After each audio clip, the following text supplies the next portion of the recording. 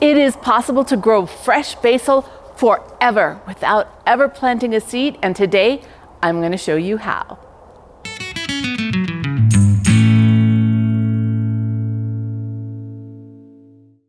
Welcome, Provident Gardeners. I'm Kylene, and today we're going to talk about basil.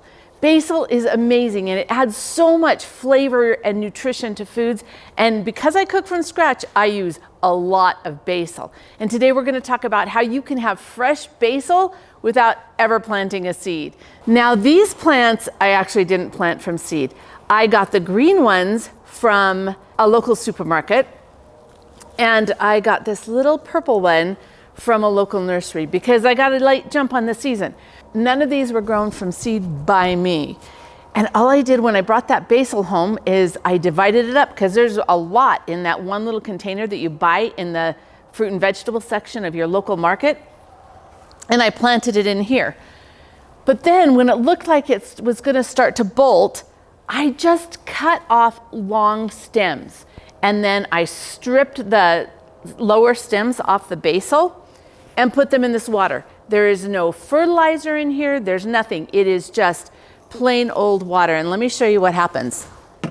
Each of these little basil plants grew these big, beautiful roots. One of the caveats with this is you want to make sure that it hasn't gone to flower, which will make it go to seed and makes the leaves not taste as good, right? They're a little bit bitter. So you want to keep them kind of pinched. When I harvested that, I cut all of these off, and look how they've just grown back. Your basil plant will grow back a little bit like that, especially like here where it's starting to go to flower.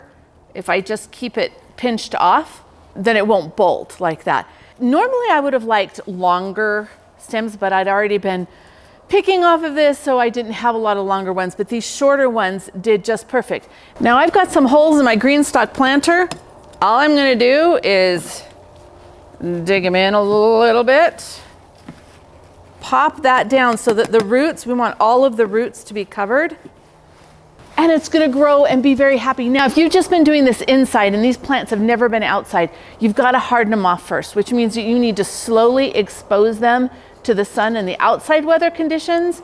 So it's really easy. For these were grown outside. When I first brought them home, I put the whole planter in the shade, and then I moved it out because it's on wheels, so that makes it really nice. But then I moved it out so it was exposed more to the sun every day until I could just leave it out in full sun.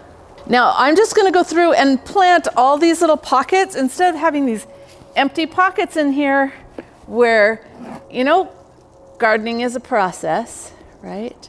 Gentle, gentle with these little roots. You could plant these inside. You could do whatever you want with them, actually. And there you go.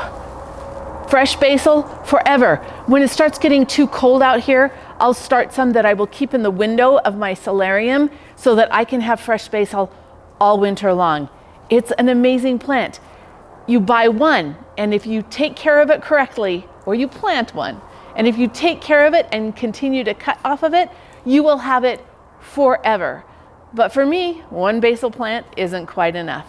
So don't be afraid to get some dirt under your fingernails and turn a little bit of dirt, or in this case, water, into dinner and make amazing meals to keep your family well fed and happy. Thanks for joining me in my garden.